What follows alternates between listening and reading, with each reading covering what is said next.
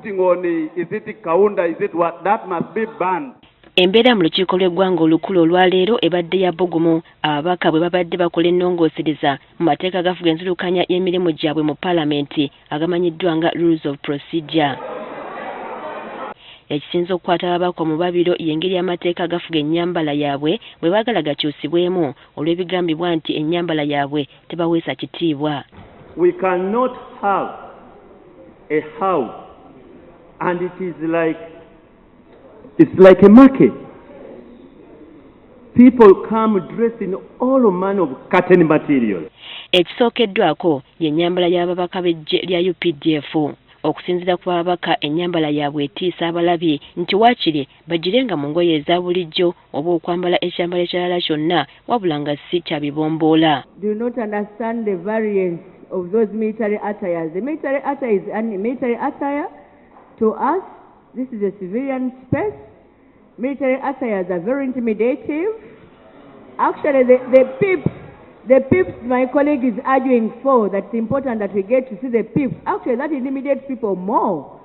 Oluvannyuma kisaliddwawo nti bano batandika okwambala ekyambalo kyabwe eky'emikolo ebirala byambalibwe nga bali ku mirimu gyabwe. Our UPDF officers should not put combat uniform when they are in the house. They must door.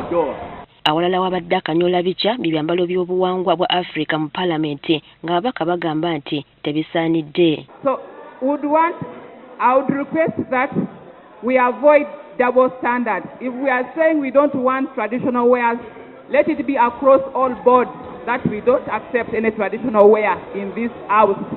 Kyokka abalala bategeezezza nti ennyambala y'obuwangwa eba etumbula Africa nga nabwe kityo tesaanye kugaanyibwa mu Palamenti. I'm one of the people who respect African culture. Madam Chair, it will be unfair.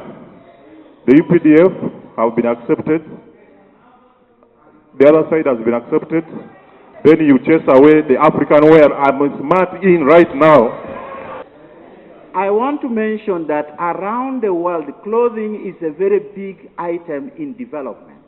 And to support development, especially the youth, we need to have tailoring promoted. We can be used to promote this country. Katogezako okuwesa Palamenti ekitiibwa engoye za kawunda zigobeddwa ebitengi na byonna ebifuula omuntu ekyenyinyalwa nga zze mu tteeserezo lya Palamenti. People want to hide. Putting on is it kawunda, is it what, that must be banned.